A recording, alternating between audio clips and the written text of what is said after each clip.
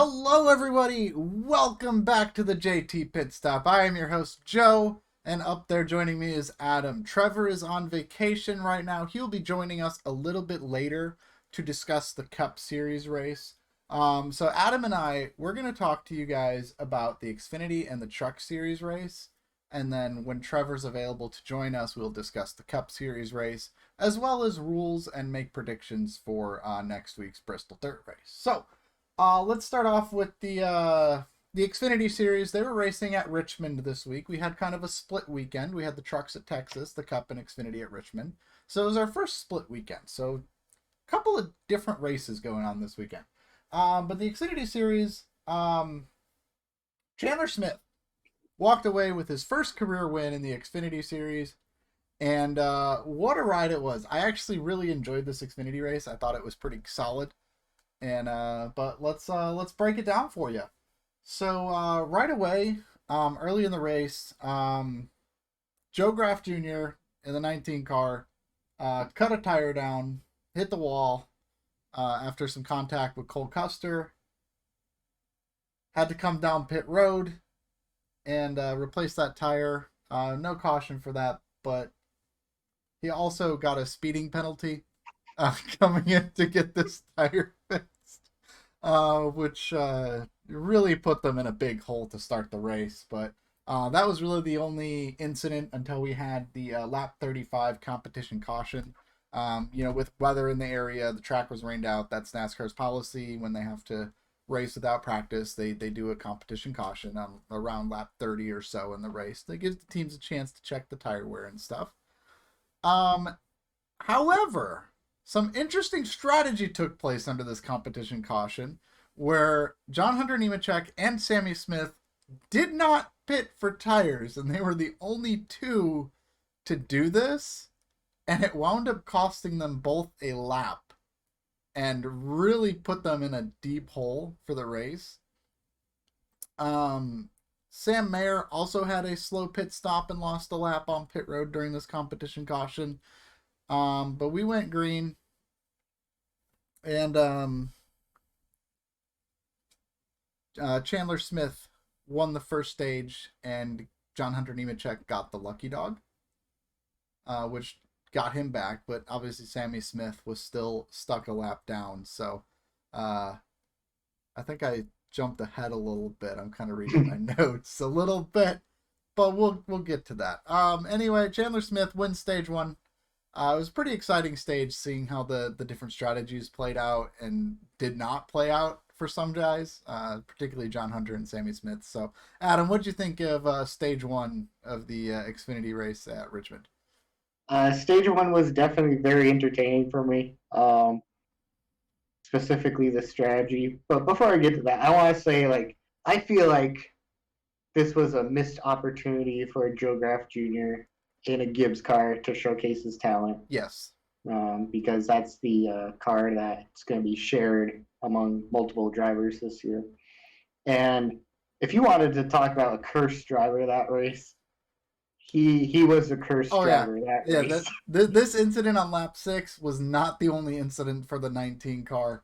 We'll get into that a little bit later, but yeah, he definitely just everything that could go wrong seemed to go wrong for Joe Graff Jr., which is, like you said, that's an unfortunate missed opportunity, being in one of the best cars and teams in the Xfinity series and just not being able to showcase that. I also, like, as the pit strategies were playing out and they're like, oh, the 18 and 20 are staying out. I was watching the race. I'm like, why? Why would you do that? I mean, I get it. Yeah. To an extent. Like, if you can stay on the lead lap, you save a set of tires over everyone else. Right. However, with a strategy, if they're the only two that stayed out, then that extra set, they would have to go up through the entire field, because they're the only two that would have the extra set and who would pit that extra time. So not really sure where they would have lapped up to in an alternate universe. But I get the strategy, but at the same time, you're in the lead and you're in the top 5, or basically they were competing for the lead at the time. Yeah. Um, so why would you put Yeah. yourself a Like lap down? I would understand the strategy if you were like stuck outside the top 10 and like just trying to do something different to kind of shuffle your day around a little bit. But when you've got the lead, and Sammy Smith had one of the best cars that day, at least at the start of the race, and John Hunter too. I just don't know why you would risk digging yourself a hole that early in the race. It seemed questionable to me. Yeah, and ult- a little spoiler, John Hunter was able to recover, but Yes. uh, Sammy Smith was not able to recover, and um, it was interesting. He was a part of the Dash for Cash, right, Sammy Yes. Smith? Yes. So yeah, that basically shot that down. Which Yeah. near the end of the race, I want to comment on something about the Dash for Yeah, Cash. I've got that written down. We will cover the dash for cash for sure. But Mm-hmm. let's move on to stage two. So I think I mentioned it earlier. I skipped ahead a little bit, but on the stage two caution, Sam Mayer did have a slow pit stop. I think I threw that in with my stage one notes. Yeah, guys, I skipped the line on my notes right ahead, and I was reading that, and I was reading the next one, and I'm like, wait, where's my note about who won stage one? I'm like, oh, I skipped the line on the notes. It's I think people will forgive you. yeah, Hopefully, I think if it's not, then oh well. yeah, oh well. I'm sorry. I'm sorry. It's okay. So Sam Mayer has a slow stop, loses a lap, and then the 19 gets loose, manages to save the car. We don't get a caution for that, but that, basically forces a very interesting lead change there. And I did not put in my notes who actually got the lead there, but I believe Herbst was leading and lost the lead because of that, if I'm recalling correctly. Um, I actually don't remember, so oh, okay. sorry, I can't help with Anyway, that. Joe Graf gets loose right in front of the leaders, and they all have to check up, and some guys don't check up and just drive on by and get the lead, which Yes, was pretty interesting. that event did happen. I just forget what drivers did Yeah, what. yeah, I think it probably was Herbst and Chandler, yeah, possibly. yeah. That sounds about right. And then lap 145, Anthony Alfredo got some right front damage, slows on the track, but does not bring out a caution. He was able to get that to pit road. And Josh Berry went on to win stage number two. So no cautions during stage number two. The stage kind of played out pretty clean, but what'd you think of stage number two? I thought it was pretty fun. It was fun. Kind of like iRacing, when you have a tough track, everyone focuses on racing the track and not each Yeah, other, so it tends to be a little bit cleaner, get these long green flag runs. But Josh Berry winning a stage or winning at a short track with high wear yeah, tire wear, not surprising at all. That's his bread and butter, short tracks, and especially him going up through the ranks. He um, he is used to managing like a 200 lap race on one set of tires or only two sets of tires, so it's yeah, not really that surprising that he has that skill set. for sure. But yeah, that was good for Barry. Like you said, everybody was busy racing the track. You could definitely tell that there were some handling issues, and everybody was just kind of looking after their stuff. But that's about where the calmness ended because stage three, like we've seen all season long, stage three got a little chaotic. So we had our first caution for incident of the race on lap 220. The 51 gets stuck on pit road. And this trapped the 7 a lap down of Justin Allgaier, because he was trying to split that final stage up and, got caught off sequence and lost a lap, was able to get it back though. But then it wasn't a few laps later, lap 230, we had another caution right away. Uh, the Brandon Jones and Riley Herbst got together and spun. Cole Custer kind of barrels in there, gets a whole bunch of damage. And it seemed like just Brandon Jones just kind of overdrove the corner a little bit, just kind of slid up there and kind of caused a big mess. So we racked them up again. We did another restart. I got another yellow. This time, Brett Moffitt got spun around. And this caution finally gave Sammy Smith the lucky dog lap. So from getting put a lap down in stage one, it took him all the way to lap 239 of 250 to finally get back on the lead lap. So it goes to show you can never give up, but also like don't put yourself in that big of a hole because it's not often you're able to recover from those type of situations. Definitely, they're probably not going to do that strategy again. Yeah, I doubt it. Nope, probably not going to see that again. So then we restarted after that, and that restart went all the way to the end of the race, where Chandler Smith was able to hold on, get his win, and Justin Allgaier finishing like 13th. I didn't write down exactly where he finished, but it was somewhere outside the top 10 in the top 15. 13th place, and he is the one that wins the Dash for Cash because it seemed like everybody in the Dash for Cash had issues in this race, and that's including Justin Allgaier. We mentioned getting trapped a lap down off sequence. It was not a kind race for the Dash for Cash drivers, which then sets up Justin Allgaier, Josh Berry, Chandler Smith, and John Hunter Nemechek for the next Dash for Cash race, which will take place at Martinsville. So, Adam, what are your thoughts on stage 3 of the Xfinity race and the race overall as a whole? There were two controversies that were brought to everyone's light, in my opinion. Mm-hmm. The first thing is the caution that trapped Allgaier a lap down, calling a caution for a car stopped on pit road. Yeah. A lot of people are like, it's pit road. There's a wall between the pit crews and the racing surface.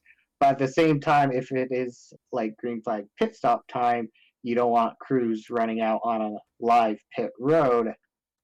So that's a judgment call that ultimately I think NASCAR has to make. Yeah. It's not something we want to see as fans, right? Because it would have been an awesome strategy race, but it is what it is, I guess. I mean, ultimately, I do think calling the caution there was the right call. Just because you can't have crew members running out there, and you can't get a tow truck on pit road under green flag conditions to remove the car. He did a really good job of trying his best to get it off the track and get behind the wall, but just with the engine failure, I don't even know exactly what happened with it, but there's just no power in the car, and he just kind of coasted as far as he could. Yeah, it's not like 2004 anymore where you would see crews running down pit road to push a car. Yeah. All the way down pit road. I agree that NASCAR has to take the safety route. I'm all for keeping drivers safe. Yeah. The other little controversy thing that I saw was one of the cautions when Chandler Smith and John Hunter Nemechek were side by side. They threw the caution, and John Hunter wanted to be scored ahead of Chandler, but Chandler was ultimately scored ahead of John Hunter. Yeah. Based off from the scoring loop. So that was a little controversy. Yeah. That was happening at the time that I found interesting. Yeah, that they were kind of just that was the last caution of the race, when Moffitt got spun around. But yeah, they were pretty side by side when the caution came out, so it was just kind of like, no, that's my spot, not your spot. And then NASCAR to be like, no, the 16 was ahead. We looked at the timing loops. Get back there. Yeah. But overall, amazing race. Yeah. For the win. Chandler Smith. My prediction of Chandler Smith will be the only colored car in the playoffs as a rookie. It actually may come true because Daniel Hemrick is having a rough season right now. A little bit, yeah. a nice redemption from Las Vegas. Oh, for sure. And on the other side of things, what about John Hunter Nemechek finishing second again at Yeah. Richmond spring race? However, he ran Chandler clean, Yes, he unlike did. Ty Gibbs and John Hunter last year, which Yep. were rubbing and bumping each other, Yeah. which I'm not really a fan of. But I don't know. Well, he'll get his win sometime. I enjoy seeing him race clean. Although if Chandler waited on the gas a little bit more, did you see how much John Hunter sent Oh, it into he on the right side? absolutely sent it into the corner. He was trying to get to his bumper. I didn't care for that, to be honest, but Yeah. I'm like, well, at least he didn't get I mean, pissed. he ran him clean until the last lap. So, I mean, but I Yeah. mean, it's another one of those races that it was a good race. Like, don't get me wrong, it was a good race, but it also felt like a missed opportunity. Very similar to how Coda was last week in the Cup Series, where you had all these strategies that were developing, and it was gonna get really interesting, and then just unfortunately a caution comes out for mechanical failure. At the Mhm. end of the race, which then turns it into a restart, get it done, very aggressive, and then like you see cautions breed cautions is the saying that is all over the place. So that Mhm. was just another case of that. But I mean, for an incident-free race up until the mechanical failure for Jeremy Clements, that was a really good Richmond race. Yeah, it's a high wire track. The Xfinity cars, you have comers and goers. Yeah, So it's set up for a pretty good race, and it was a really good race. it really was. And one final note, bring up the Dash for Cash. Who would have ever thought someone who finished outside the top 10 Yeah, would win? yeah. Like, Even Justin especially Allgaier in out his of those four drivers. yeah, Allgaier in his interview, he got out of the car and he's like, "Yeah, they told me I won the Dash for Cash," and I was just like, "Seriously?" And congratulations, you get to be eligible for the next one, Yeah, next race as well. So, yeah, I was looking at the running order in like stage two, and he was the only guy highlighted in purple I know. on the timing scoring that they have on the side Yeah, in the top 20. And I'm yeah. like, man, Justin's got this all wrapped up. Everyone just had a bad race. That's all it was.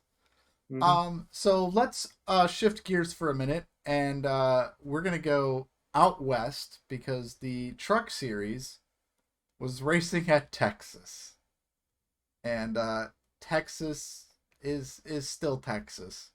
We'll just leave it at that. But Carson Hocevar got his first career truck win after a very not super interesting but also dramatic finish race in general. We'll break it down for you. How about that? Let's talk about it a little bit. So, Mm-hmm. with the Truck Series being at a standalone race this season or this weekend, I should say, NASCAR has implemented a rule where there are no live pit stops for standalone events. What this means is there was a competition caution that split up stage one, and stage two and three were set up to be the length of a fuel run so that the teams would not have to make green flag pit stops. And they were not allowed to actually get tires until the designated caution periods came out, and they were not live pit stops. So it was a 3 minute break where the teams could come in, make adjustments, change tires, and they'd leave pit road in the same order they were running. So it was a very, you know, gloves off. It's all about on track. There's not so much with the strategy. There's not so much with the pit crews. It's all about getting it done on the racetrack, which I thought was interesting, and I think that's a cool approach. Not for Texas though. I don't think that worked very well for Texas. Unfortunately, I think there are some other tracks where this rule is going to work out great, and it's going to be really fun. Texas, not so much. But the race was off to a very interesting start right off the bat. So, lap one, Chad Chastain, not Ross Chastain, but Chad Chastain, uh, spun the truck off of turn number 2, backed it into the wall, got a whole bunch of damage, and brought out the first caution to the race. And then we went green, and not a couple laps later, he does the same exact thing, wrecks the truck again on lap 22 in the same exact spot. Not a good start for Chad Chastain. But then that led us to the competition caution in the first stage break of the race at lap 35.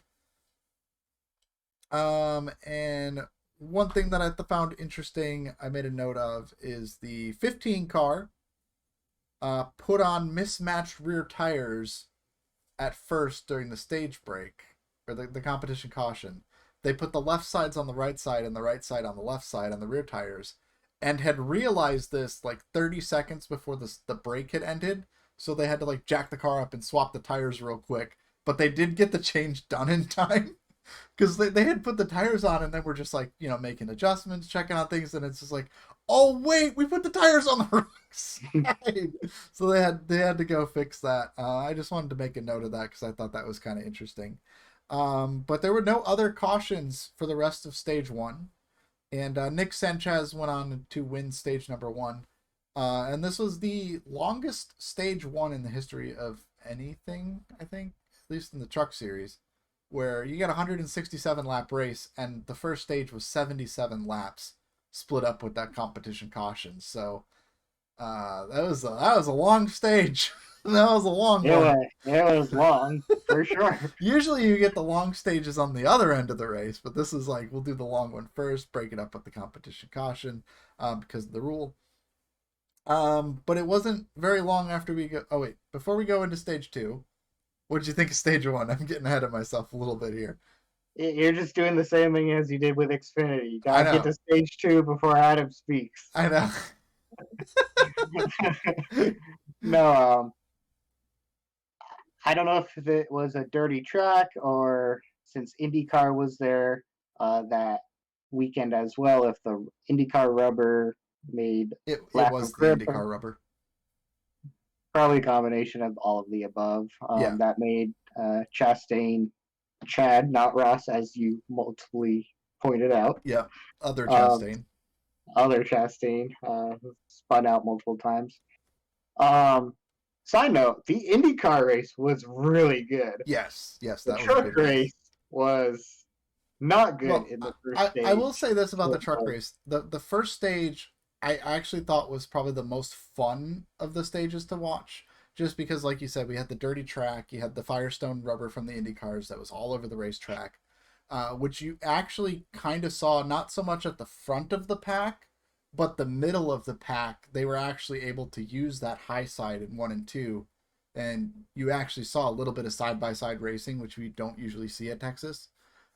So I think having that IndyCar rubber on the track actually helped with the mid-pack. It did not help the front of the pack, but the mid-pack raced a little bit better than they usually do at Texas, which I actually found really entertaining for a change. I agree, but it's still Texas. Yeah. And Sanchez winning the stage, and did he lead all the laps? I think he did. I think he led all but like 4 laps or something. Yeah, basically all the laps. So that's going to be a common theme as we head into the other stages. But I wanted to comment on the fact that you brought up basically the red flag competition yellows for standalone races. Yeah. I think this is a really, really, really good idea because the truck series is not made of money. And if that saves teams money, and if I'm fine with doing a competition yellow, so that they can change tires and get fuel in a controlled environment. Yeah. NASCAR's had a lot of interesting ideas with the truck series, like with the caution clock. Yeah, and that was an interesting idea. It wasn't a good idea, but it was an interesting idea. Yeah, it was an idea that was interesting for sure. But of all things, this idea I think is a really good idea. Yeah. Overall, good for the series. Yeah. Because like I said, I like the rule. I can't wait to see it at some other tracks. Not Texas. It did not make Texas any better or worse, I don't think. It just Texas is gonna Texas. That's what it does. So, Yep. any other final thoughts before we move on to stage number 2? I think I'm good with stage one. All right. So, moving on to stage number 2, it did not take us long to get another crash going to stage number 2. Lawless Allen spins it off a 2, very similar to how Chad Chastain had spun it, which brought out our first caution. We restarted, went about 10 laps or so after that, when Raja Karuth made contact with Carson Hocevar and cut a tire down. But that did not bring out a yellow. That was just some contact that had happened. And then Nick Sanchez went on to win stage number 2.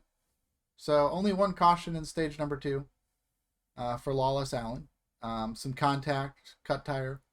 But same guy out front, leading all the laps, Nick Sanchez. What'd you think of stage number 2? Stage two, I kind of figured out they probably trimmed out Sanchez's truck. So Yeah. he was flying the entire time. Yeah. Lawless Allen spinning out doesn't surprise me, and I'll leave it at that. And Raja Karuth cutting a tire is unfortunate, which I always find interesting how some cut tires have yellows, especially at the end of the cup races, and Yeah. in middle of normal races, they hold the yellow flag in their back pocket. So Yeah. it's interesting. It stinks because it made him fall a lap down. Yeah. Whereas if a caution came out, he may have been able to stay on the lead lap. But Yeah.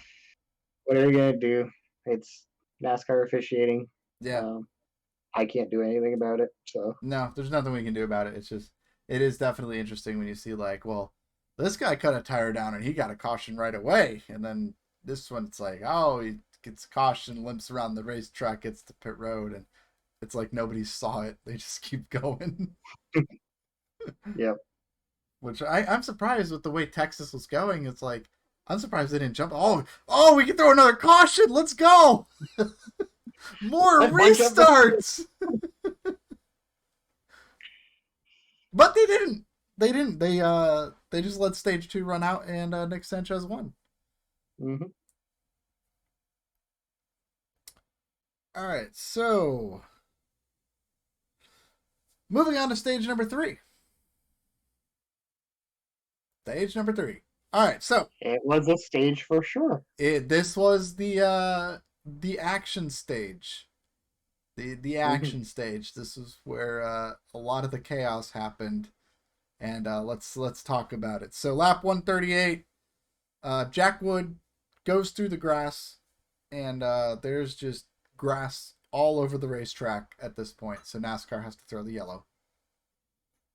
For it just they would look like a lawn. There's just grass all over the front stretch. Which I want to hold this thought, and when we're done with the truck race, I want to talk about grass on the racetrack, okay? Because I have something I want to talk about. So, that brought out the caution. We grouped back up, and this was a scary crash that happened here on lap 145. So the number 5 car got loose off of turn 4, hit the grass, and there's grass and smoke everywhere, and a whole bunch of cars just piled in. The 14, the 28, and the 46. I didn't write down the driver names, just the truck numbers. But they just absolutely piled into that crash, and the driver of the 5 car had to be taken to a hospital after the race for recovery. He's doing okay. Dean Thompson. Dean Thompson. That's it. Dean Thompson. Okay. Sorry, I should have wrote that down. There's so much going on, and as I'll just show you my notes here. I was running out of space and trying to keep it on one page, and eventually had to go up here for my notes. So that's why like my notes on that crash were very abbreviated because I'm just like just running writing really tiny. I'm like I hope this is the last crash so I can finish my notes. But yeah, that was an absolutely scary crash. I, I haven't seen. I think he's okay. Just recovering in the hospital. Yeah, he's okay. I don't think he's officially been cleared to run Bristol Dirt yet. Okay. Because he has to be cleared first. Right. But he's doing okay, which is Yeah. good news. Oh, for sure. That was just absolutely brutal, brutal crash.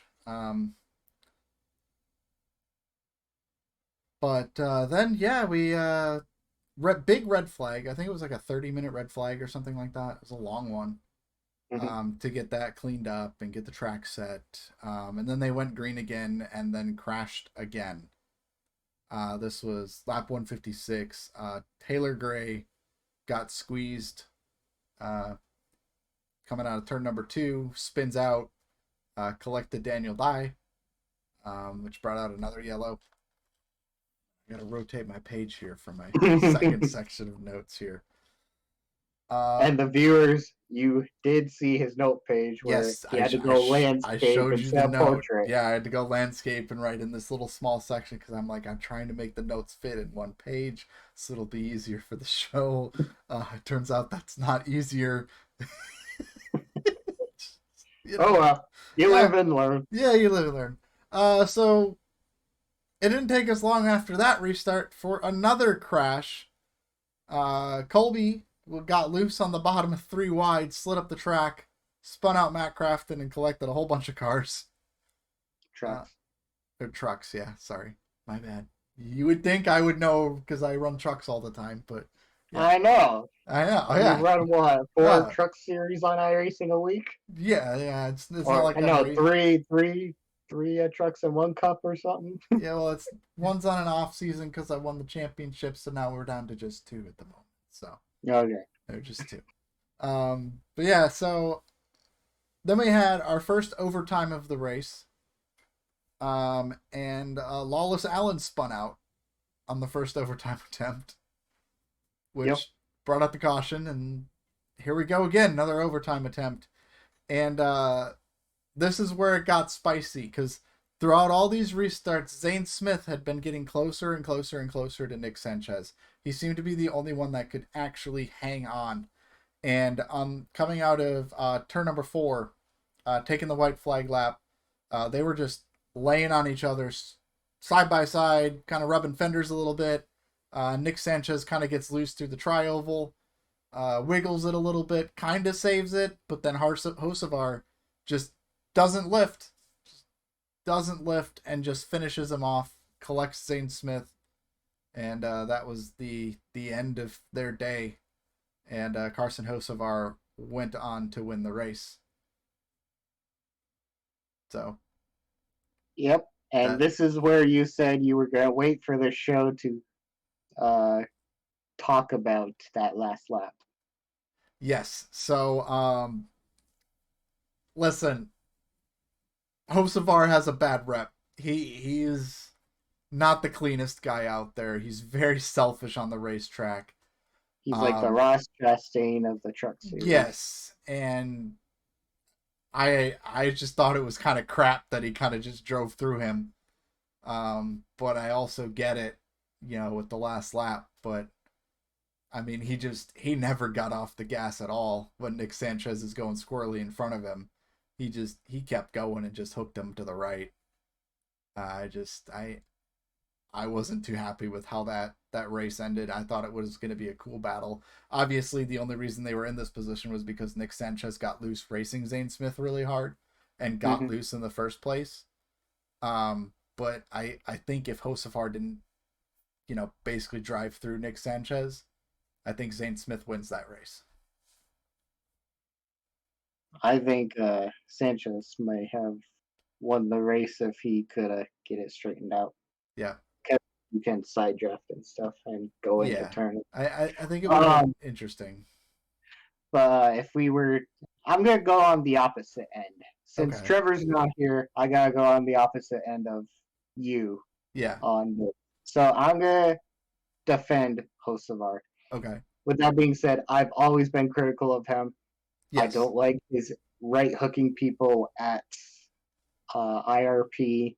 Yeah. I don't like intentionally bringing out cautions at various tracks, Yeah. including Talladega. Yeah. He is definitely. I don't like him. I shouldn't say that. I don't like his driving character. Yeah. Uh, but I'm going to stick up for him on this one. And there's a reason why I said in stage two, I said it looked like Sanchez's truck was trimmed out. So it looks like when they were on the front stretch taking the white, uh, he wasn't uh, he wasn't around other trucks all Yeah. race, competitive trucks, I should say, lap trucks. Yeah. So I think him racing another truck caused his truck to get more upset than usual since it was Yeah. so trimmed out. And he was already basically spinning and saving it when Hocevar got to his rear bumper. Yeah. Um, in my opinion, if this is lap 20, I am absolutely grilling Hocevar Right. on the move he made. But it's It's the last the lap. final lap. Sanchez is still technically wrecking and saving it. Yeah. Hocevar probably wanted to cut underneath him and make possibly, but it happened in the second uh, dog leg of the front Yeah. stretch. It's kind of hard to position your truck based off Oh, from for that. sure. But what really sealed it is he actually apologized and took blame for hooking Sanchez in Yeah. victory lane in his interview. Like everything, considering all of the circumstances, I'd say, okay, fair enough. I will defend the racing and what you said off the track. Yeah. Um, so in this case, congratulations to Hostfar on your first win. You did it um, in a valid way, in my opinion. Yeah. But with it being Hostfar, it has to be in a controversial way as well Right. to some people. Well, it's kind of like the thing. It's like I get where you're coming from. Like obviously, like the last lap. I mean, like if I was in Hocevar's position, I don't think I would have lifted either. So it's hard for me to be like, oh, you shouldn't have done that, you know. But I also just like because of his reputation and him getting that win in the way that he did, I think he needs to, kind of readjust and dial it back again next time he's in that position. Because if he's, knocking guys out of the way next time, well, then it's going to be like, okay, what are you doing? You know what I mean? Yeah, definitely. The more races you can win cleanly, the more impressive it becomes. And I always like racing clean and Yeah. beating people clean because it doesn't give anyone an excuse of um, why I beat them. Right. So I always want to race how other people race me, and if it's clean both ways, Yeah. perfect. All right. So, overall, what'd you think of the truck race then? Overall, I feel gutted for Nick Sanchez. Yeah. I wanted him to win that race. Oh, Um, yeah. he's a rookie. He was my rookie of the year pick. I knew he had a lot of potential going in. I think he won everything qualifying, practice, Yeah. 2 stages, except he did not take the checkered flag in P1. Yeah. I felt sorry for him. And of course, me being a 13 truck fan, I gotta give a shout out to my driver, Of Haley course. Deegan. Yeah. Uh, Questionable lane choice on the second to last restart, where she gave up a row Yeah. on the outside, and I'm like, no, why did you do that? You would have been like a row up. You would have been behind Hocevar. Yeah. Um, but she did bring home the truck in sixth place, which ties her best career finish. Yeah. One spot behind best career finish for a female driver in the Truck Series, which happens to be Natalie Decker at Daytona. She finished fifth. Yeah. I want Haley to take that record away from Oh, Natalie she will. really badly She will. because I think she's more deserving. Yeah. But she decided to do some off-road driving in on that final lap while everyone was watching Josevar Sanchez and Yeah. Zane Smithwick. She was out there battling and cutting the grass, and she almost lost it herself, which I kind of found funny. But she's a good driver. She Yeah. saved it. But yeah, congrats on her For for a sure. solid finish. Yeah. Overall, I thought it was an okay race. I mean, you obviously you got to look at it not like overall like a good race, but like a good race for Texas. I thought it was a good race. Yes, that's a key phrase. Yes. Good race for Texas. For Texas, I thought it was a good race. Like I said, I thought stage one was really, really interesting with them having to deal with the dirty track and the IndyCar rubber and that sort of thing. I wish the final stage didn't turn into as chaotic as it did, because I think it would have been a little bit more enjoyable. But that's the truck series. That's the truck series. That's what happens. So, Yep. we'll see the trucks again at Bristol on the dirt. So it should be really exciting. But one thing I want to talk about, grass on the front stretch. It's time to get rid of the grass and replace it with the turf, because the turf works so good at Charlotte, and the turf does not tear up race cars, and it does not put crap all over the racetrack when you drive over it. So I'm just going to say that right here. No more grass on the front stretch. Replace it with turf. That is all. What do you think? Sure. I Okay. Obviously I agree if it saves trucks and cars from getting damaged. Yeah. It's a good thing, and we've seen it work out at Charlotte. What you will find interesting is what they do at road courses like Coda, that grass corner. Yeah. I know. So maybe they would benefit from having a turf corner instead. Yeah. Maybe. I think that would be nice to just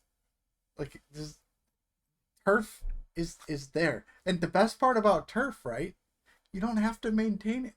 You put it down and you just leave it alone. And because it's fake. It's not real grass. It just exists. That is true. It just exists.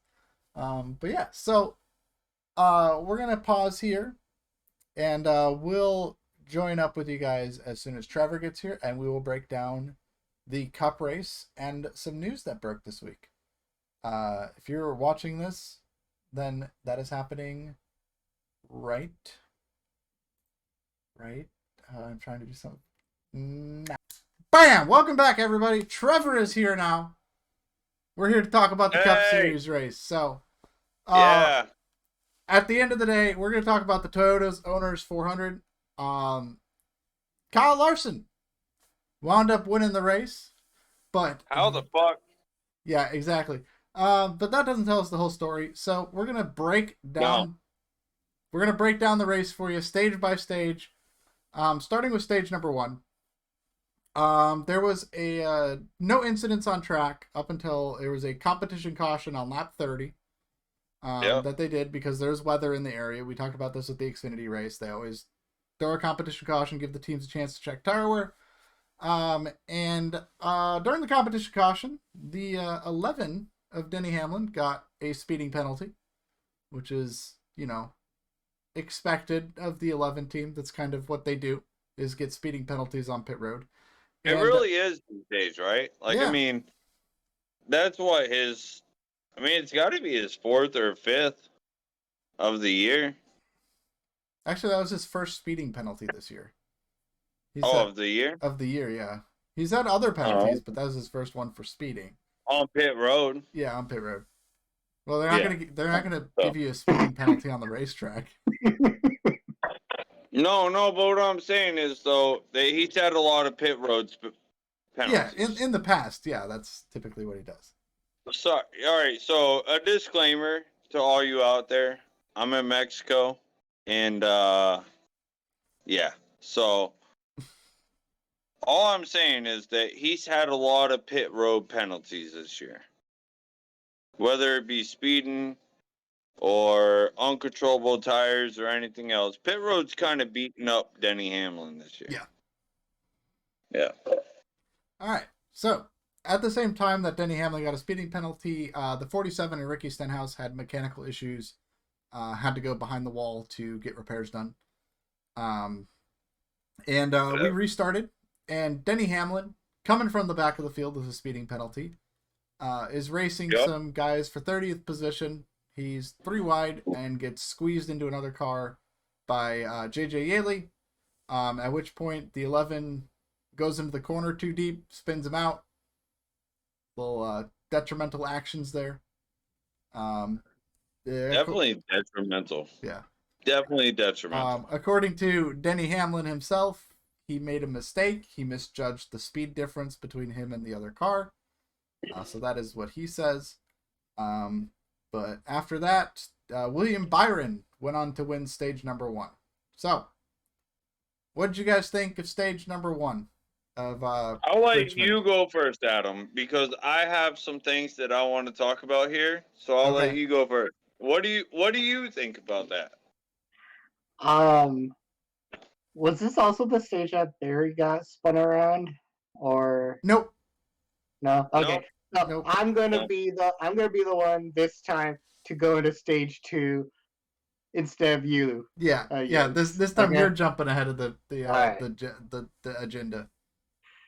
All right. So, I first of all hate it for Stenhouse because he was absolutely ripping the top. Yeah.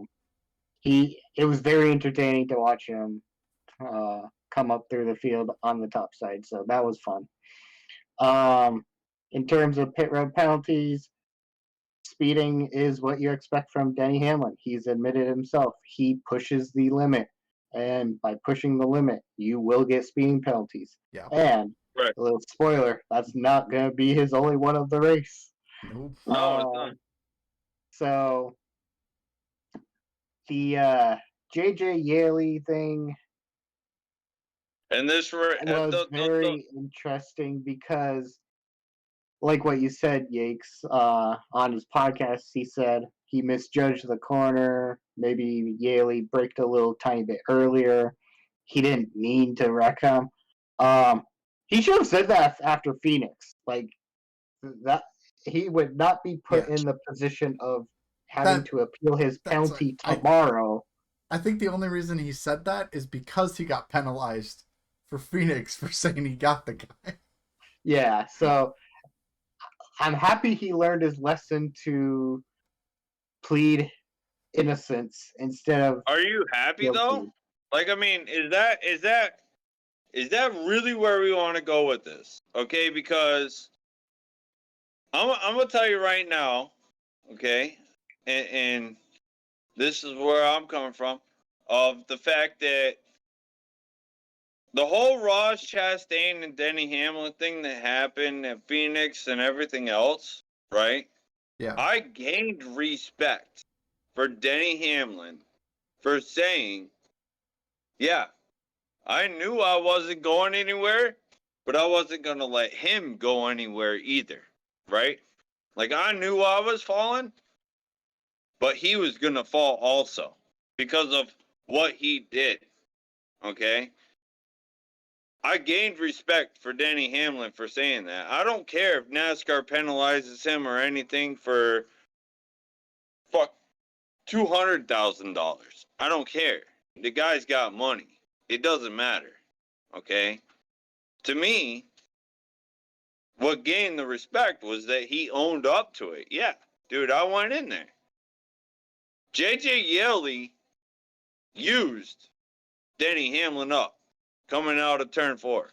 There's no way any actual NASCAR fan could turn around and say that JJ Yeley did not use up Denny Hamlin. It's not going to happen. Anybody who watches that on-board is going to say he got used up. The fact that now Denny Hamlin is coming in and backpedaling so that he doesn't get fined again, I feel as though Denny Hamlin waited for J.G. Yeley to use the brakes and then said, oh, he used the brakes, I'm going to use the brakes, and I'm going to slam on the brakes, because he slowed down tremendously to where his car didn't get any damage going into turn one. J.G. Yeley flew up into the wall. Yeah. I mean, like, at that point in time, Denny used J.J. Yeley as a braking marker and then is covering his ass, and it doesn't earn the respect that I had for him for coming up and saying, like, yeah, I used up Ross Chastain. Like, that was how it was. He had done me dirty, so I did him dirty. J.J. Yeley did Denny Hamlin dirty coming out of turn 4. In the meantime, he just got stuck with this pit road penalty and got stuck back there to race with these guys, which he shouldn't even be racing with at Richmond to begin with, because Denny Hamlin is a Richmond driver. He should have been up front. He shouldn't have been back there with J.J. Yeley. If he didn't mess up, he's pissed off at himself that he missed off, and then he just uses J.J. Yeley as a braking marker. I mean, I gained respect last week with the whole Ross Chastain thing. I lost respect for Denny this week. That's how I feel about it. I would love to see your guys' opinion of it, Joe. I mean, I would love to see how you guys feel about this. So my initial reaction, and I messaged Adam this when it happened, and I just said, "Oh, that's detrimental." when J.J. Yeley went around, and then I think Adam was like, "Hey, what's going on?" And I'm like, "Oh, he deserved that." And he's like, "What happened?" And I'm like, "Oh, he got pinched off the corner. Then he's mad." That's all right. Just what happened. So yeah. I definitely think. I don't know if it was 100% intentional, but I also don't think he cared if he realized he was going into the corner too deep and didn't try to avoid the situation. That's illegal. I get what you're saying. Yeah, I get that. So this is going to be a rare instance where I actually disagreed with Yakes earlier in the show, as you remember, the viewers. And I'm going to agree with Trevor. Okay. Like, I agree that JJ used him up, and then I also wish Denny would have. I think he's just covering his butt. Especially with his appeals. Now, with that being said, I think it's going to be very interesting of what will come out of the appeals tomorrow. Yeah. Because if they say that, if they take away all of Denny's penalties, that I think they should officiate in the race. It shouldn't be a reaction to what was said a day or two later. Like I think the officiating for intentional wrecking and stuff should happen in that race. Yeah. Whereas on the JT pit stop, this is probably going to be the first time that I give you a hell yeah, Adam. I mean, legitimately, I think that NASCAR, okay, hold on a second. So this is how I feel about NASCAR, right? Like, when you're officiating the race, you need to officiate it at that time. Okay? At the time of the things that are happening. Now, Denny Hamlin goes on to his podcast that he has every right to fucking do. He has every right to do this podcast. Okay? He has every right to explain his side. He has every right to call out the people that did wrong in the race, like he did at Coda, when he called out who threw it in there and everything else. I'll watch that later. Mm-hmm. Blah, blah, blah. Anyway, okay, he has every right to do this. He is the race car driver. He is a team owner.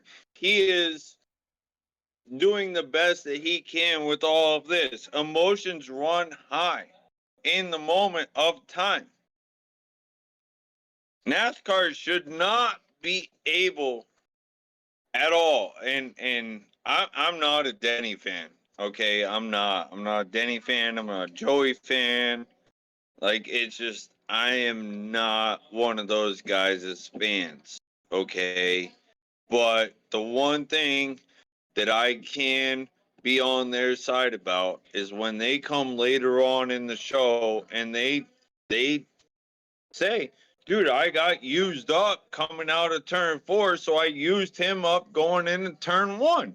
I will respect you for saying that because I know what it's like to be in that situation. Yeah.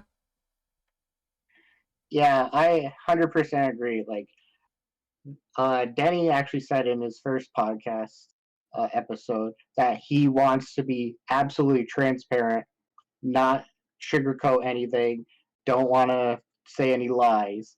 And that's what NASCAR fans want. Yeah. And I feel like they should be able to do that without being penalized later on. Yeah. So there's that. Well, because what is Yeah, the but the time frame problem then? is What is the time frame? If it's 2 days later and you say, the "Oh, I wrecked statute that of guy," limitations.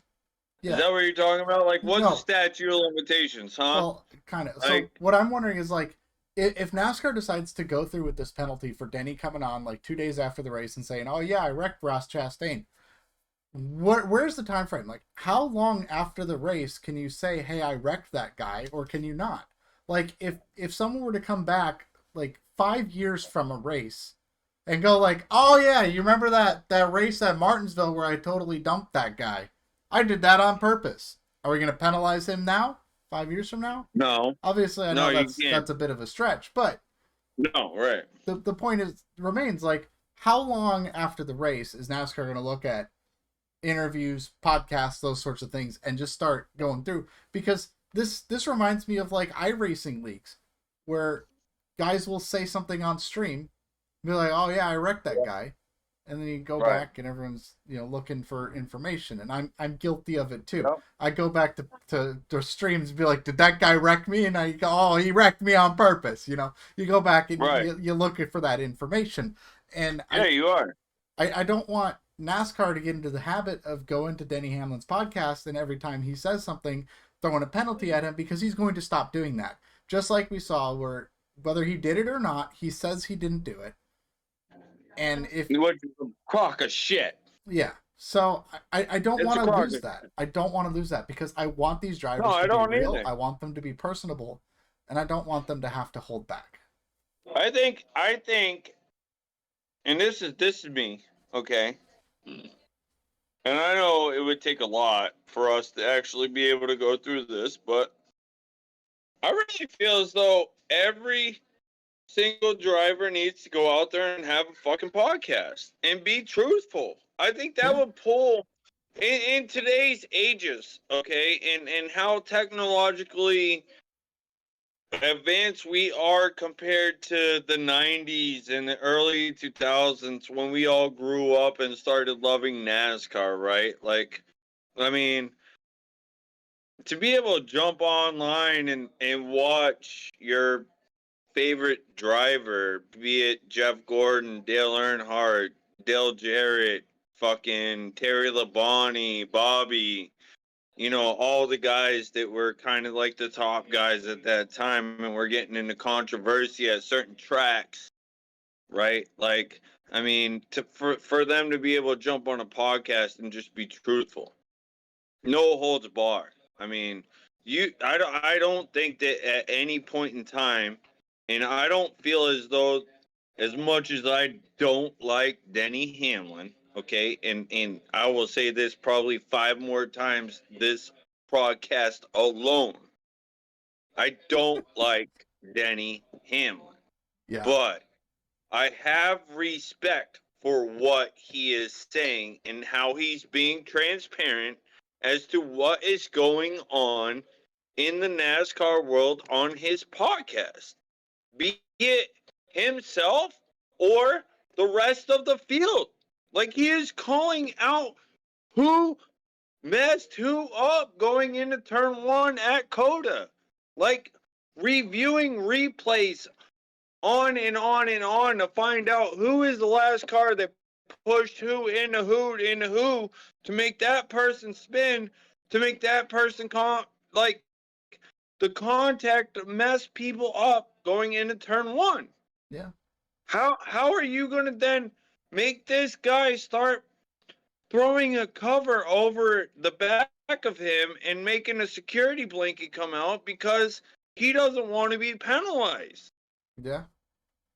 You shouldn't be able to do that at all. Yeah. If you can't see it when it happens, don't penalize later on for something that someone says. Yeah. So, like, if Clint Boyer comes out, like, 5 years from now, oh, yeah, I spun that car out at Richmond. Yeah, no, we all know. Yeah, what are they gonna do? Yeah, what are they gonna do? He's retired already. Not that he ever would. I'm pretty sure whatever happened that night, he's gonna keep that tight-lipped secret and never tell anybody about what really happened, even though we can speculate all we want. We all know. Yeah. We all know. But that's an interesting conversation. Like, why are the drivers not allowed to say things after the fact, and how long after the fact do they need to wait?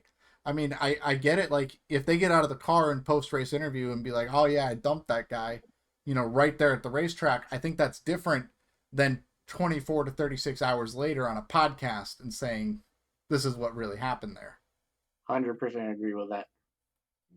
I do want to do a little pivot, but same topic. Trevor said something about he respects Hamlin. Yeah. I just want to bring out that Denny Hamlin has been one of the most outspoken drivers for respect on the racetrack. Yeah. Him, Kyle Yeah, Busch. no, he has. Yep. Yeah, you're I- 100% right on that. You like, yeah. I do find it interesting that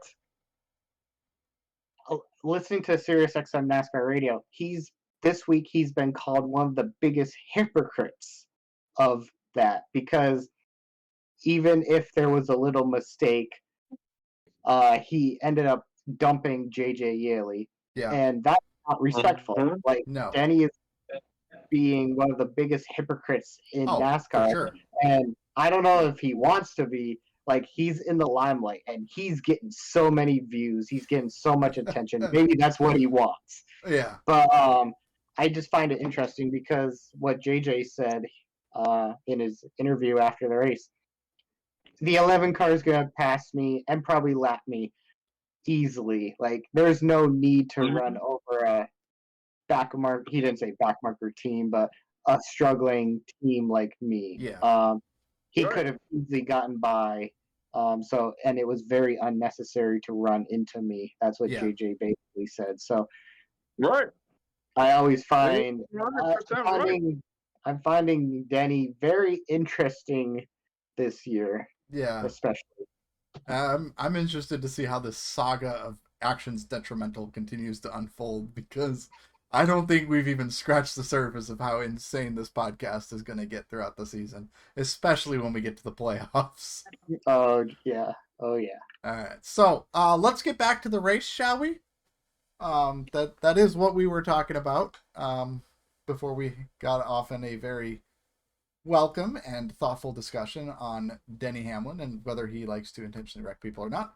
So, moving on, shortly after the Which he restart. does. Yeah. So, shortly after the restart into stage number 2, this is the crash you were talking about, where Ryan Blaney drives through the 9 on corner exit and just spins him out. I mean, Yeah. he just got on the gas, didn't lift, just drove right through him, hit him in the left rear, spun Josh Berry out. And that was the only caution for stage number 2. There were a series of green flag pit stops in stage number 2, which started to get a little spicy because there was some pit road contact between Kyle Larson and Daniel Suarez. Kyle Larson was leading the race at the time, and something happened with the car after the damage because that car just did not have the speed in stage 2. And I'm wondering, because I've listened to some of the radio chatter that went on during the race, if it was more a mental thing than actual damage to the car, because he's No, seen. they said that he crumpled in that right front corner Okay. when he was coming out. He said that Okay. there was damage there. Okay. Now, under the next pit stop, whether it be under caution or what, can't remember at the time. Under the next caution, or pit stop, they fixed the car. They fixed the front right corner and got the downforce back on the car because these Okay. cars are really still super aero sensitive. Okay, so there was damage on the car. I wasn't Yeah. sure because Kyle Larson kind of got into his habit that we've seen before, where he just starts beating himself up on the radio. No, he really does. Yes. But that opened the door with that contact and the damage for Denny Hamlin to win stage number 2 after coming through from the back. So, green flag pit stop, 1 caution. What did you guys think of stage number 2 at Richmond? I thought it was pretty fun. Yeah, I know. Where the fuck are my matches at, dude? I thought the stage 2 was a very pivotal part of Sorry, the race. guys. Sorry about that. Mexico's pretty sweet. The caution where Blaney spins out Josh Berry actually was at the caution where Truex took his set of Yes. tires where no one else did. That is where he came in and got an extra set of tires. All right, so him, Josh Berry, and multiple other teams came in to change 6-lap old tires, which would be detrimental or set up the end of the race that we'll talk about later. But I thought that allowed Truex to come through the field. Denny being Denny, Richmond is one of his best tracks. Expect him to win a stage 100%. He did the pit about 5-6 laps later than everyone else to have really fresh tires and track everyone down at the end. So it was a typical awesome strategy filled stage 2 for me. Yeah. Trevor, what did you think of stage number 2? Well, I thought that Ryan Blaney can go suck a fucking. I thought Ryan Blaney was you know, I didn't like that move very much. Yeah. Now that I'm trying to get back into podcast mode, like I really don't feel as though that Ryan Blaney did a good thing. You know, during the rest of the race, whatever you want to do, karma's karma, and you know, I really thought that we were starting to see the cream rise to the top at the end of stage 2. Yeah. Yeah.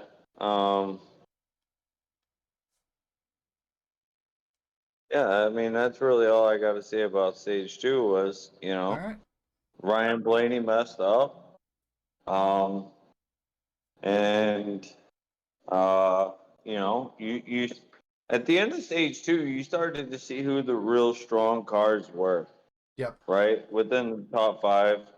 Kyle Larson got his damage fixed and started to come back through the field and do what he had. He did Kyle Larson things, you know, the way Kyle Larson does. Yeah.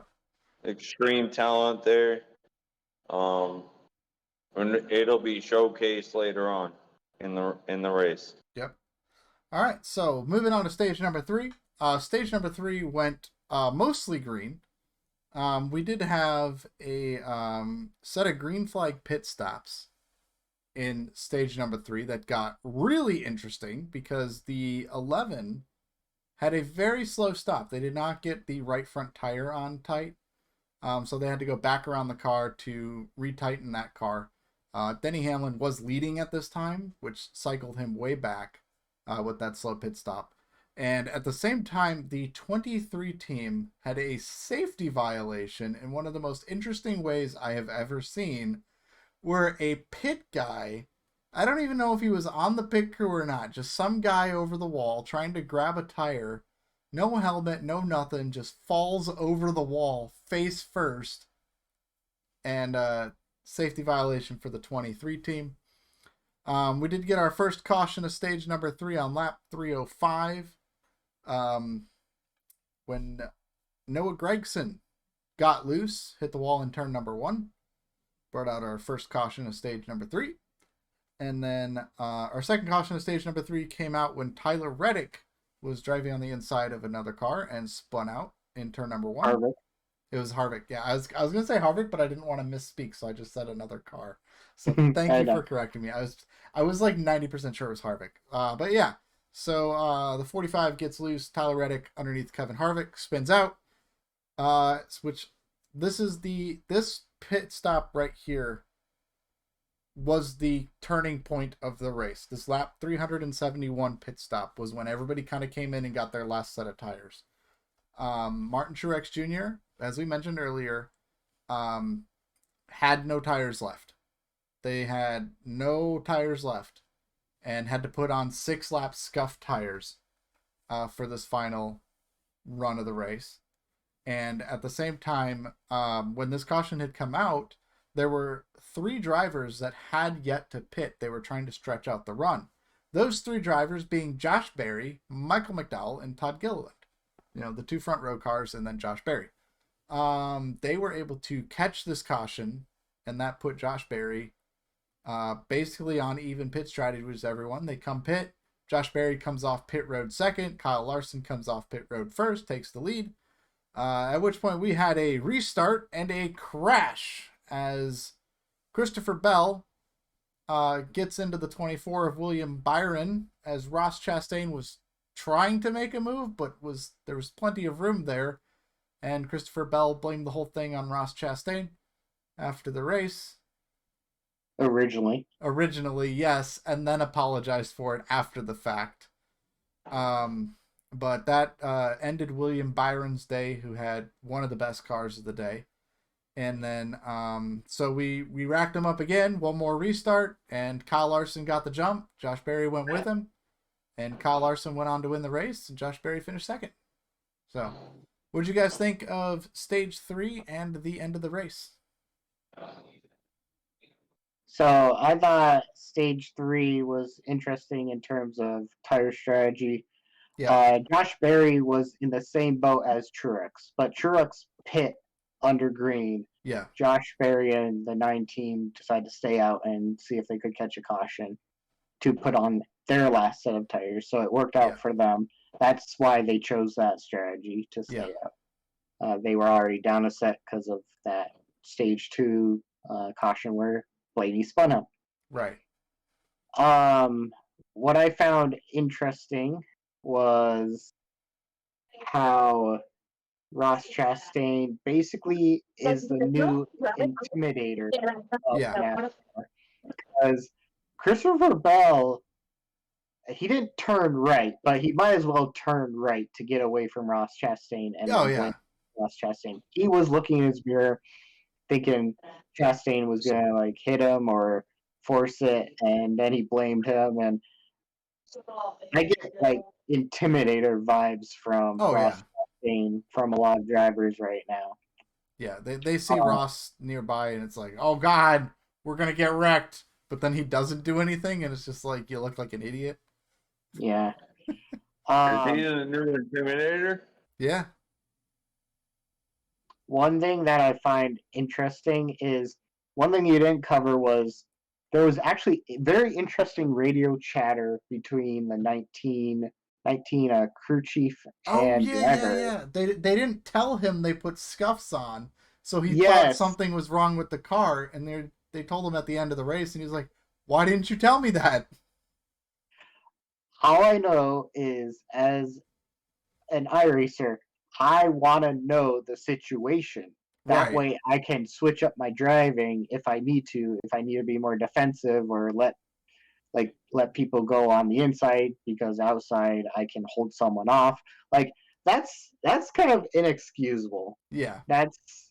I mean, I don't mind them taking tires after a 6 lap run. It helped them. They actually moved up through the field in stage two, Yeah. and I think they were in the podium of stage two. So it was a right call. Or, well, 2020 hindsight, it's a wrong call, but at the time, it was a good call. Yeah. But the crew chief, is it James Smalls? James Small, yeah. Yeah, Smalls Yep. needs to let Truex know the situation. Absolutely. That's a huge communication problem. There was a breakdown, and knowing Truex, he explains why he had a little bit of a meltdown after the race or something. Yeah.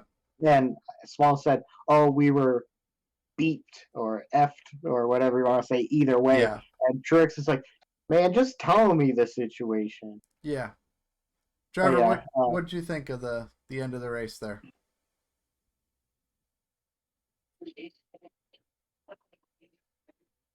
I mean, that's kind of a hard one, right? Like, I feel bad for Martin. I do.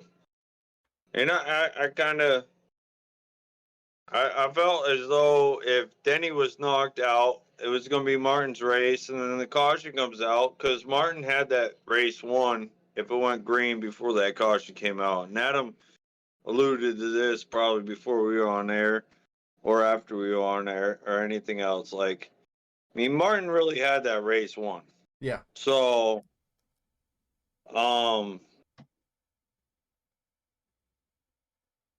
I think though that this is kind of something that I've seen in Martin Truex in the past couple of months or maybe even last year, that I feel as though his cars are there even if he had 6 lap old tires to where he could have ran with these guys. I mean, 6 laps at Martinsville on these tires is not Richmond. really or what am I saying? You said Martinsville. Fuck. That's in 2 weeks. Yeah, all right. Anyway, I mean, you're living in the future even at right now. Martinsville.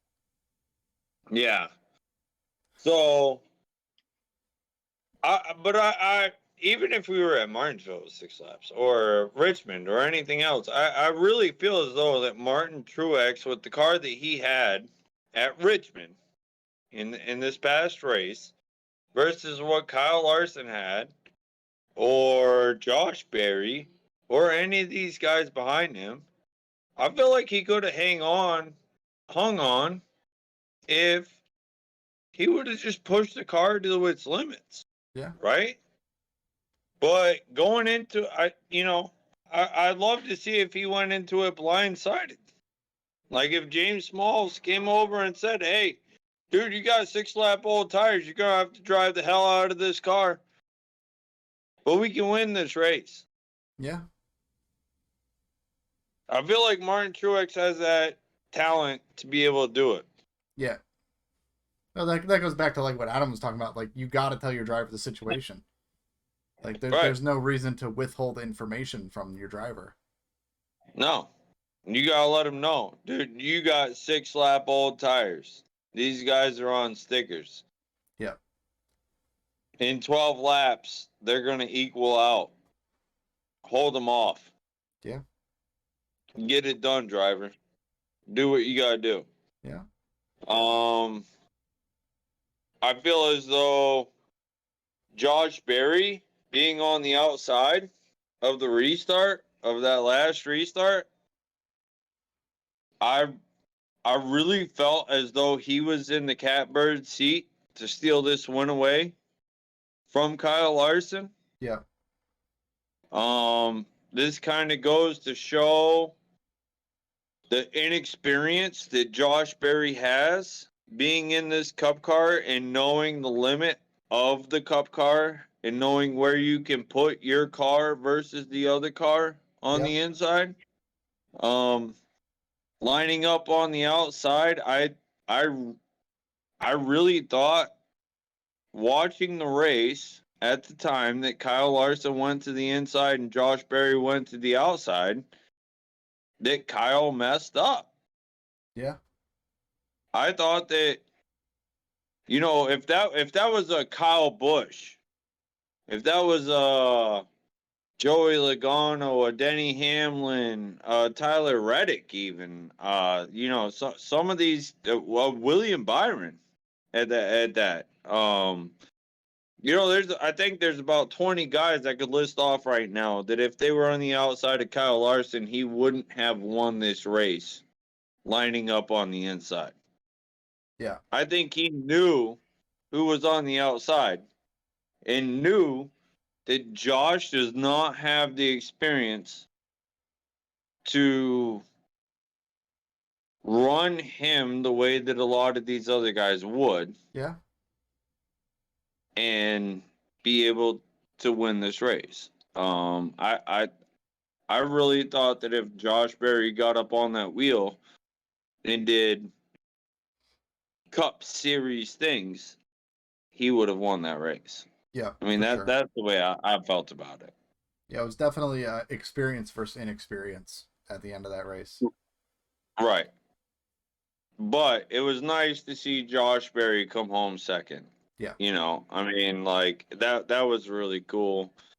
It was nice to see the Ricky Hendrick car win. Yep. On Ricky Hendrick's birthday. I mean, like, that's a sentimental thing. That was really cool. Didn't know that till after the race when I had seen a couple posts come out on Facebook and everything else. I thought that was pretty fucking badass. Yeah. And to know that the crash happened on the way to a short track. It wasn't Richmond, but it was to a short track. Like, I mean, and to that win come at a short track on his birthday, everything else. I thought that was really cool. I just think that, you know, I don't see a foreseeable future with Josh Berry at Hendrick Motorsports when Chase comes back. Okay, because how are you gonna take one of those guys? I mean, Alex Bowman, great racer. William Byron, probably. I mean, you got Alex Bowman. He's a points leader right now. Yep. Right. You got William Byron, who's leading Hendrick Motorsports to every race they come to. Yeah. I mean, he's executing like there's nobody's business. You got Kyle Larson, who just won a race. Yeah. I mean, he just won a race, but he also dominated a couple races that William Byron stole from him. Right? Like, I mean, if there was other circumstances that happened at Phoenix and happened at Auto Club, you're looking at right now. You're looking at Kyle Larson being a 3-time winner.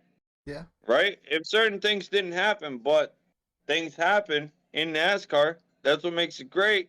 Yeah. That's why we love racing. You got right. You got William Byron being a 2-time winner. Now you got Kyle Larson being one. This is his first. I mean, if racing was all about just bringing the fastest car to the track, we might as well just hand out the trophy after qualifying. Right. But that's not how it is. No, right? That's why we run the race. You've and then you got Josh Berry, who's finally getting his feet really sunk in the sand right now, and he's actually showing that he is a Cup driver. Yep. He is capable of being a Cup driver. Okay, but you can't tell Chase Elliott to go play in the sandbox over there somewhere because. I mean, that's just not gonna. He's the most popular driver. How are you gonna do that, right? And it's an unforeseeable accident that happened to him that gave Josh Berry this chance, but it was an unforeseeable position that happened when Alex Bowman got the chance to drive the 88 car and came out and, you know, kind of showcased his ordeal and got the 48 ride. Yeah. Right? Along with everything else that happened between Kyle, like, I mean, Alex Bowman got his chance because of what happened with Dale Earnhardt Jr. Josh Berry got his chance because of what happened with Chase Elliott. Josh Berry is going to be in the Cup Series in a good ride very soon. And it really wouldn't surprise me if it came from Junior Motorsports. Like, I mean, it really wouldn't surprise me if Junior Motorsports goes and gets a Cup deal next year. I mean, they've been talking about it on the podcast for a couple of years. I don't think that's going to happen it's- next year. Do you know how much a charter is right now? It's expensive. Yeah, but I still, dude, you got Dale Earnhardt Jr. Okay. Well, I was listening to DBC a couple weeks ago. I think this is the Phoenix show, and they were talking about Dale Jr. getting a Cup team for Josh Berry, and they're like, Dale Jr. can give each one of us in this room right now $1 million, and he'll save $25 million over buying the Cup team. Right. It's a lot of money for that right now. You gotta make sure that the market is right for a charter before you make interesting financial decisions. Yeah. Dude, I mean, I get it, right? I do. I get both your points of view and I get their point of view. Yeah. That dude's made hundreds of millions of dollars. He's got, dude, it would be nothing. He would have sponsors lined up because he is Dale Earnhardt Jr. Yeah, but you can't just flush $30 million down the drain on a Cup charter when you can wait it out a few years and wait for one to come on the market at a good price. Why? How are you going to do that though? I mean, how are you going to sit there and say, "Oh, I'm just going to sit around and wait"? I'm just going to sit around and wait until a good charter comes around. The way economics works with supply and demand, right now demand is really high, so it shifts the price up on the graph.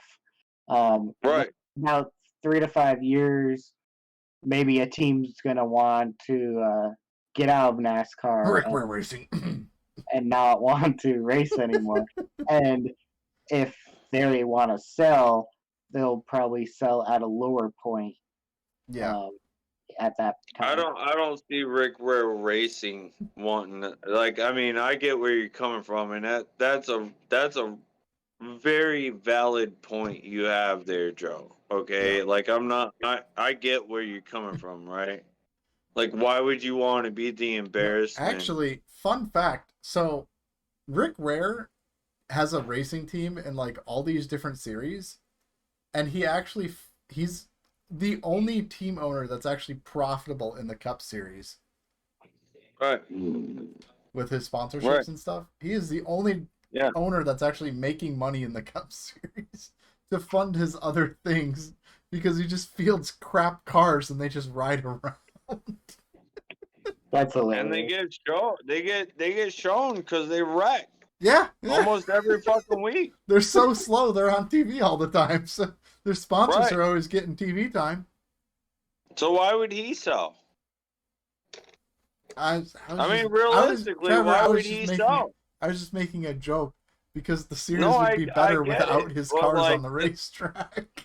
I understand. But like you brought up a point. Like, you have this slow ass team that does this shit ass bullshit every single week, right? Like, I mean, you really do.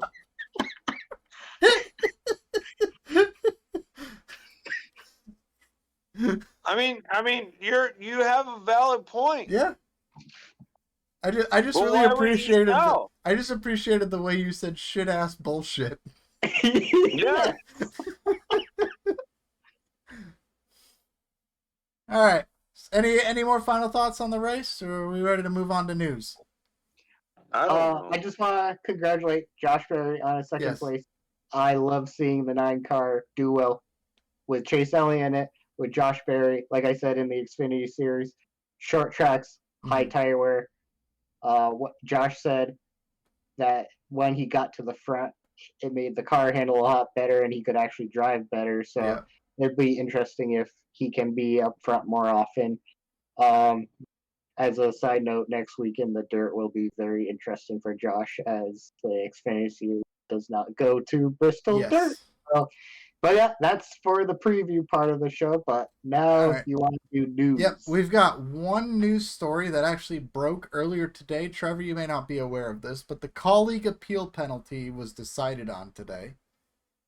The appeals board kept the $100,000 fine, kept the crew chief suspension, and changed the points from 100 points to 75 points, and they still miss out on 10 playoff points for the Louvers. The same, For college? yeah, for colleague. The same penalty that Hendrick got their penalties removed. Colleague still loses 75 points and 10 playoff points. That is fucked. Yeah. That is more fucked than Mr. Leahy drinking a bottle of liquor.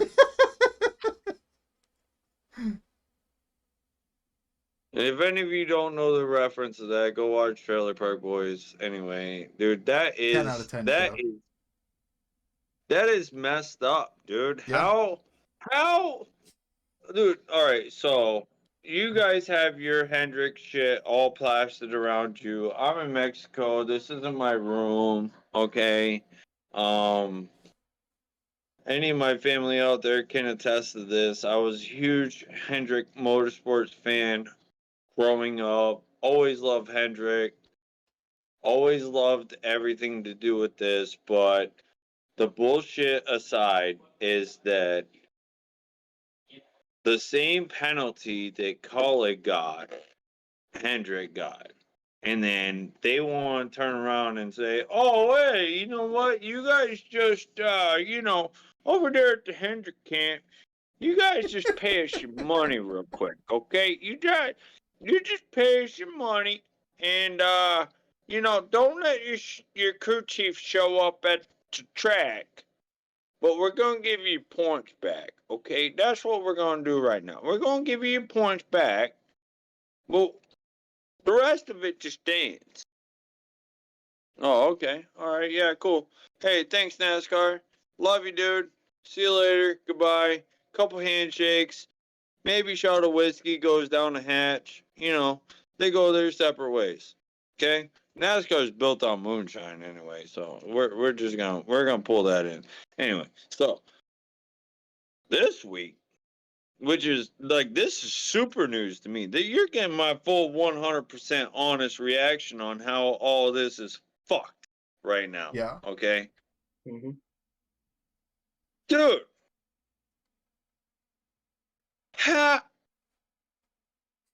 How are you going to wipe the points from Hendrick Motorsports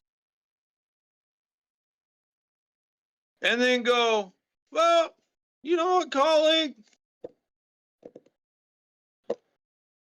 We'll give you 25 points. The rest of it, you can just fuck off. Get out of here. Go do your thing. Yeah. I mean, that's basically what happened. But keep in mind, different appeals panel for Hendrick than colleague. So it wasn't the same people making the decision. No, that's bullshit. Yeah, I don't think that should have a factor in stuff. I think it should be the facts. So what I'm thinking is colleague can have the same argument as Hendrick Motorsport. Yeah.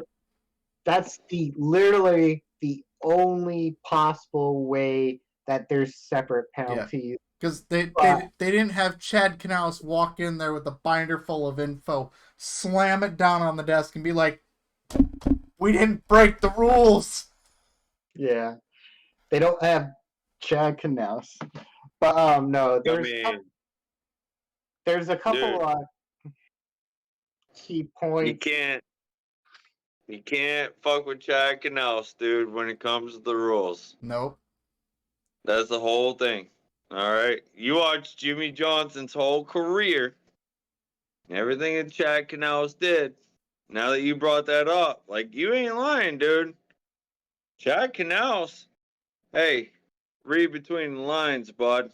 Okay? Yep. That's what he's gonna do. He's gonna make you.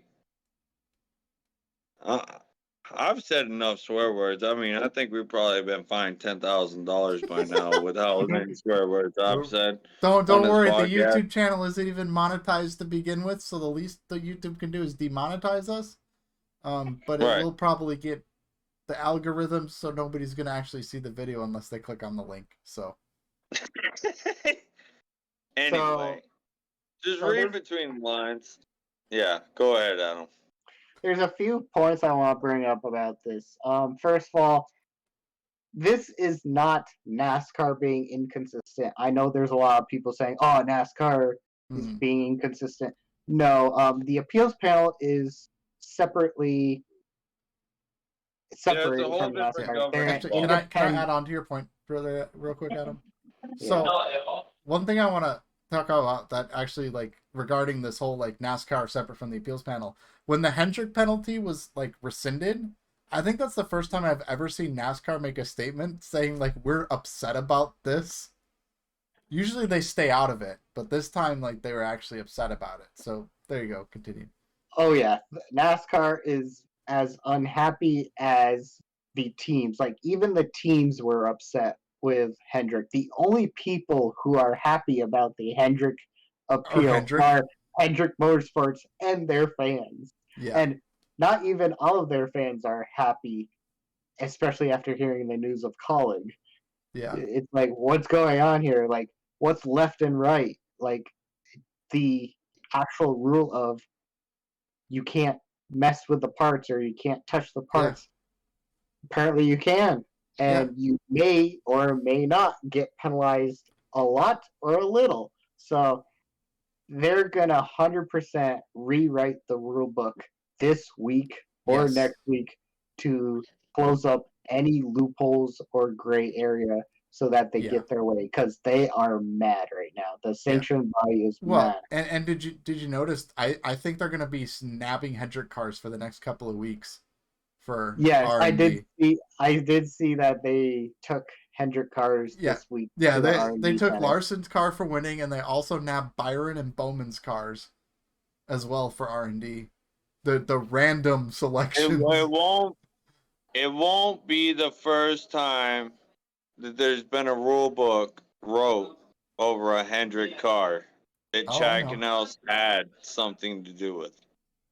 Yeah. Yeah, first one I can remember is a Jeff Gordon T-Rex car for the All-Star race. Exactly.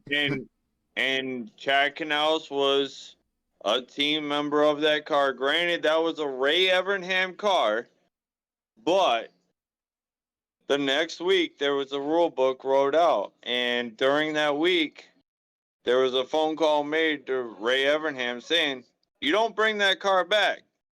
Well, it's not illegal. It will be. Don't bring that car back. Like, just don't do it. That's all there is to it. Don't do it.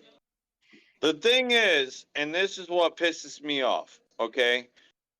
And I feel, all right, so being a Hendrick fan and being a fan of innovation, as Dale Earnhardt Jr. puts it on the Dale Jr. download, okay? Being a fan of innovation, okay? The one thing I wish that happened, because I think the one argument that Chad Canals pulled out after the whole Louvers thing came of was that the Louvers company didn't send them the right material to where they had to alter the Louvers. Yeah. To make the hood sit right. Okay? Like that was his argument. Even after they turned around and said, well, That Did was you his learn something public with the Garage argument. 56 car?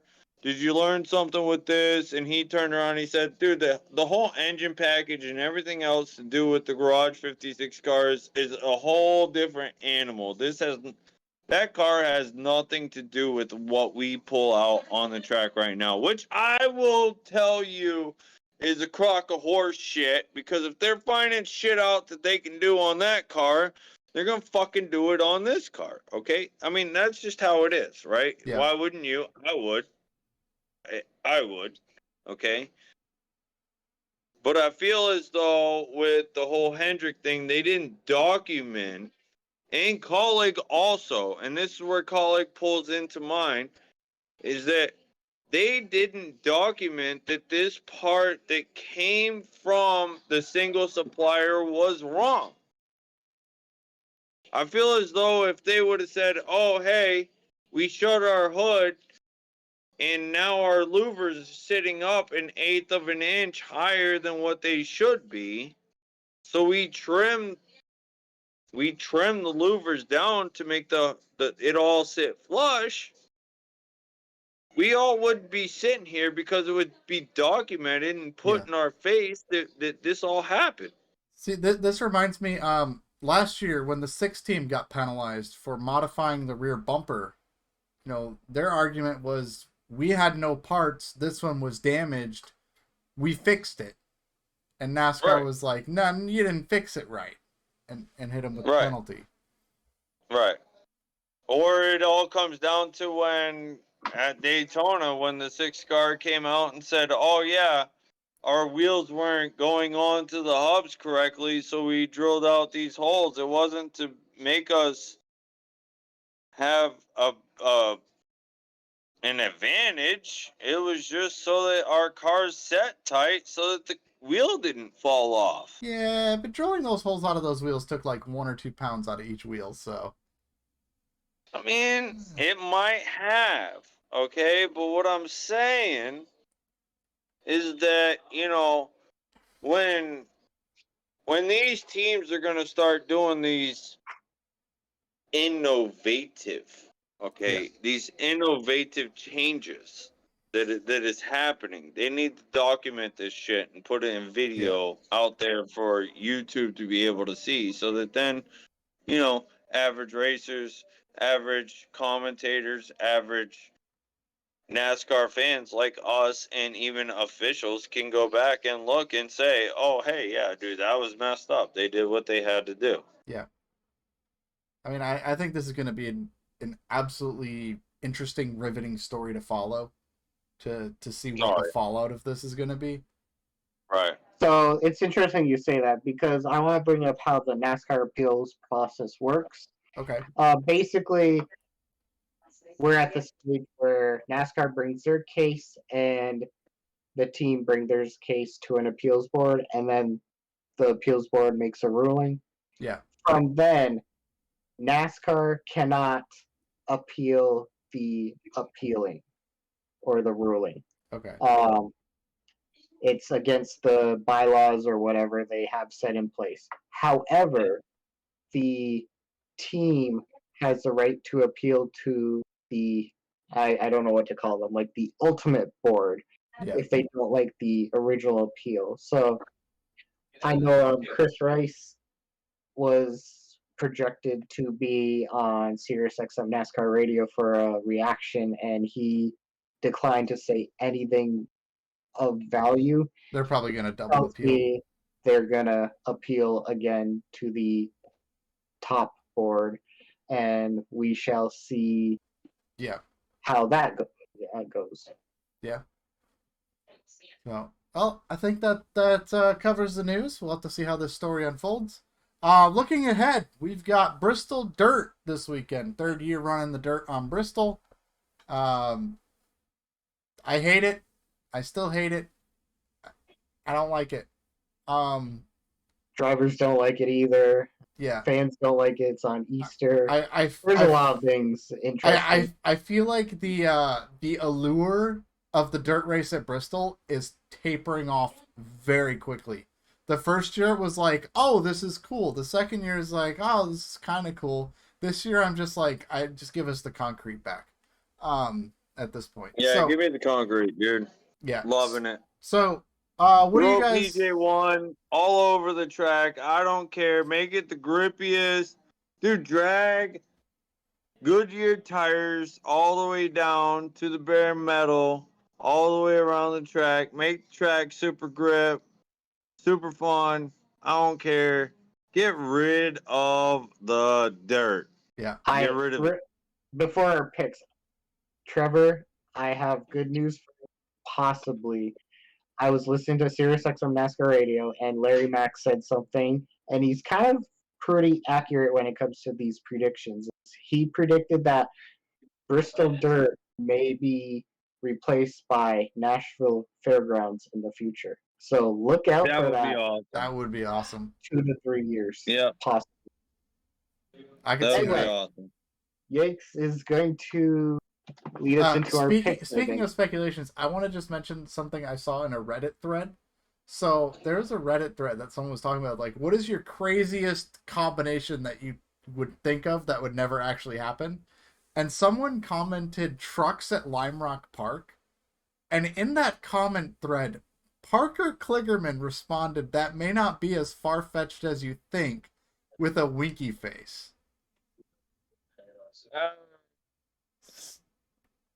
Do you think Parker's just trying to stir up drama, or does I think he know so. something? I think so. I think Yeah. it's possible there's something out there, but I also think he's just like messing with everybody. But anyway, Dude, come on. The trucks at Lime Rock. Like, are you gonna have the old Lime Rock? Are you gonna have the stupid chicane right before the hill? I don't know. Like, I mean, there's some variables. I've I think actually raced trucks at if Lime it was Rock Lime before, and Rock it's fun. Classic, if it was the iRacing Lime Rock Classic, it could be a decent race. But if you're gonna throw us into that stupid ass first chicane before the hill, like, Yeah. you're just asking for it. All You right. really are. So, But yeah. what do you guys think we'll see at Bristol, and who do you think's gonna win the Bristol Dirt Race? I'm gonna go last. You're gonna go last, okay? Yeah. Adam, you want to go first? Or you want me to go first this time? I'll let you go first, so I know who's gonna have. I who's get gonna first pick. I You want to get know first who's pick. gonna have the worst race of their life since you're Joe the Jinx. Yeah, pretty much every time I pick someone, they get cursed. So I got to think about this very carefully because I picked Denny Hamlin at Richmond, and outside of winning the stage, he's terrible race. Right. So one thing we've noticed with Bristol and their dirt race is the dirt guys run really good, but it's always like a non-dirt guy that winds up winning this race. Joey Logano won it the first year. Kyle Busch won it the second year when Reddick and Briscoe ran into each other. I'm going to pick a driver that has been fast this year and has been fast at Bristol regularly, but just has not gotten the deal done. I'm going to go with Daniel Suarez to win the Bristol Dirt Race. That Why is, would you, dude?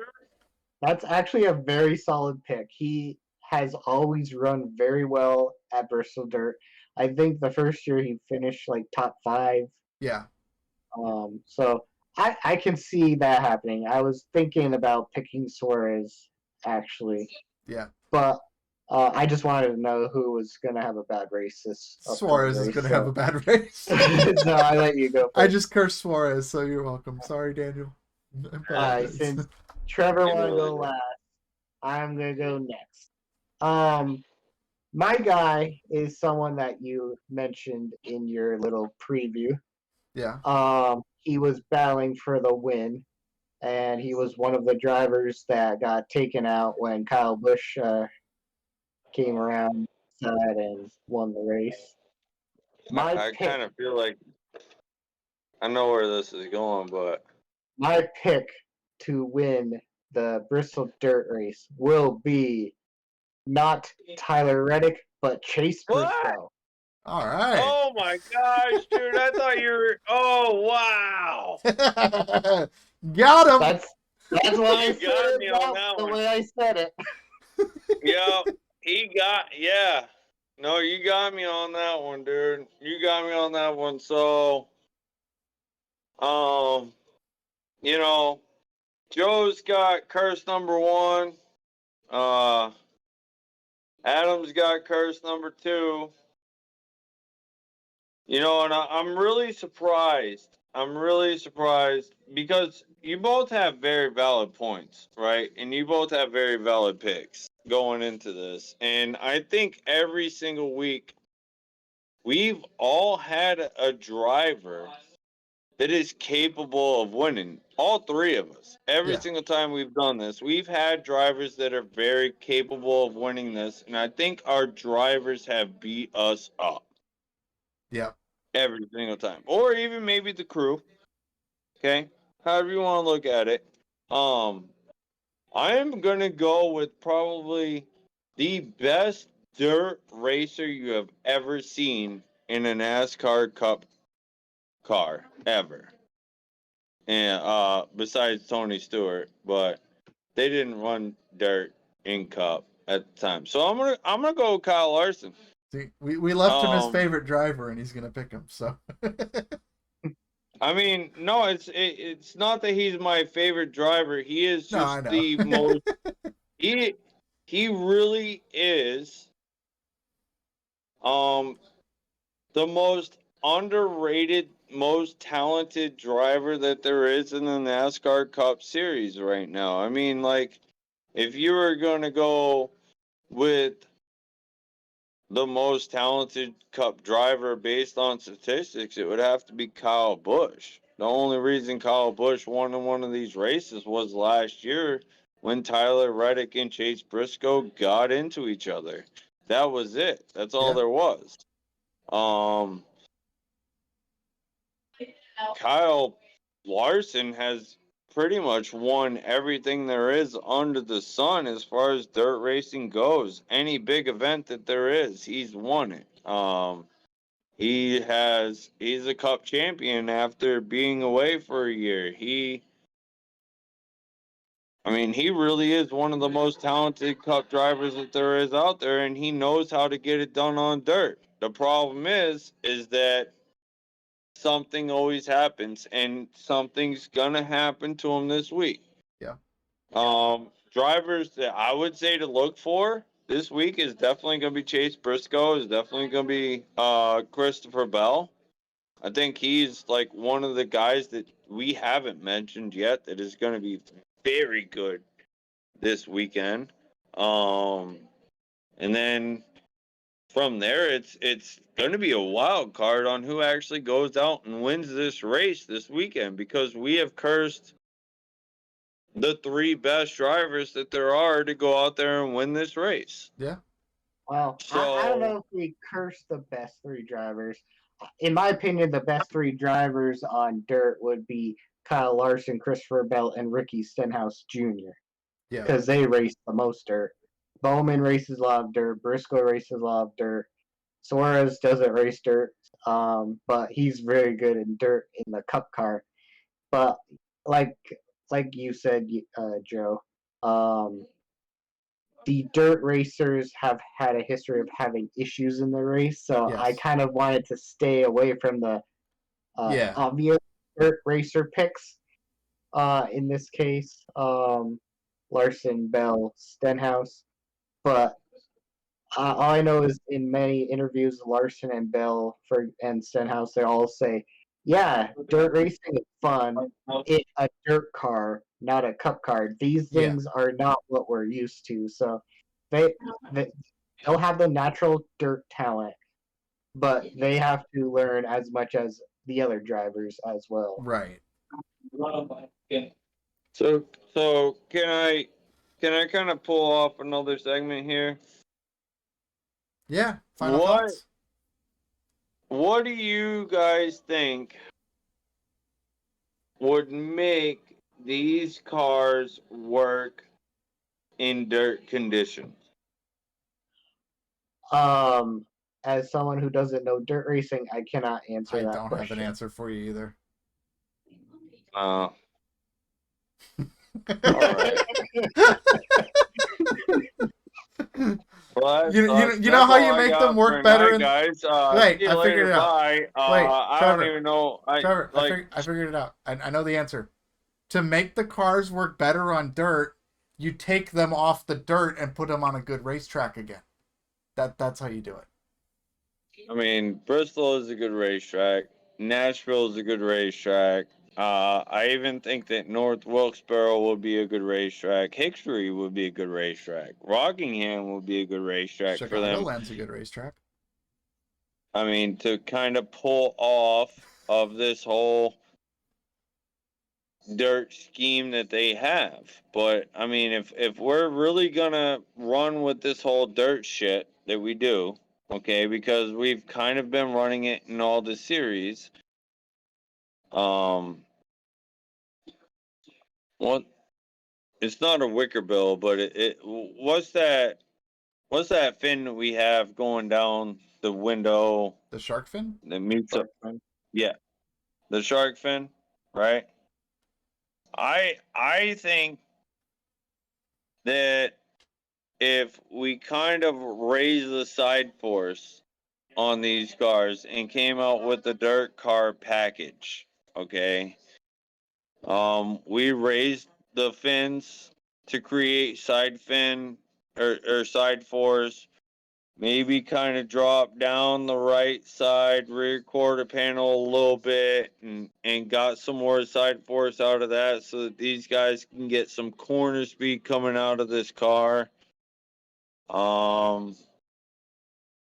little bit more aggressive tire, a dirt car tire. Maybe mess with the stagger a little bit on that. I think that would help. Um, just from knowing a little bit about dirt racing that I do and watching what the sprint car is and watching how the cars act in late models and everything else going around the dirt track, I feel as though we could probably put on a good dirt race. Yeah. Since they're trying kind of changing this short track package, the road course package, we're starting to have more packages than we were having like the same package for every race because Right. this is going to help us, do it. Now we're starting to venture out, right? Like, Yeah. well, we're going to have this short course road course race package. Okay, well, why don't we just go throw out a full blown fucking dirt car if you're gonna run these dirt car races? Like, I mean, I don't understand what the problem is right now. Yeah. You know, that's my thought on it. All I right. was kind of hoping that you guys would throw something in on there, but Yeah. I have no idea other than just stop racing on dirt. Adam, do you have Uh, any final thoughts? I'll just respond to Trevor a little bit. I Okay. think racing on dirt is fun. One thing you can't do is change the cup car that too much because it is a cup series, so you want to race the cup car every week. And having another package would increase costs. And right now they only have two, so I don't really want a third. Then because that will give Well, justification technically for they have fourth. three. So you got short track, intermediate, and then the super speedway package. True, right. Whatever. And road Um, course, short track and road course are the same. Yeah. but still, But I mean, you got all those wrapped up into one. You might as well just come out with a fucking shark fin that's 4 inches taller than it was, and just add the side force to it. You don't have to change the body, dude. All you really have to do is change the left side fin that goes around the whole car. Add 4 inches from the spoiler all the way up to the front windshield.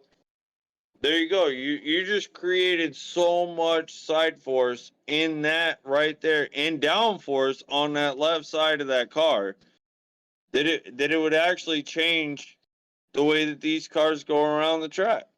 I Yeah. mean, Adam, that's continue. all I'm saying. Oh yeah. I do like dirt. I don't mind them going to one dirt race a year. It's fine with me. My only gripe is I'd rather go to an actual dirt track like Eldora rather than a concrete track that you put dirt on like Yeah. Bristol. Don't Good go to big online. Knoxville. That's a bad Right. racetrack. It has to have Yep. banking for the stock cars. Yeah. So overall, I do look forward to the once a year dirt race, but wish it was on Easter either. So there's a lot of things that are not in my ideal world with Yeah. this race. All right. Well, I think that'll conclude our breakdown of Richmond and Texas. Hope you guys all enjoyed the show. Be sure to give us a like, subscribe on YouTube here, give us a follow. We really appreciate it. And we will see you guys next week as we break down the Bristol Dirt Race. Have a good day, everybody. Bye-bye. See ya.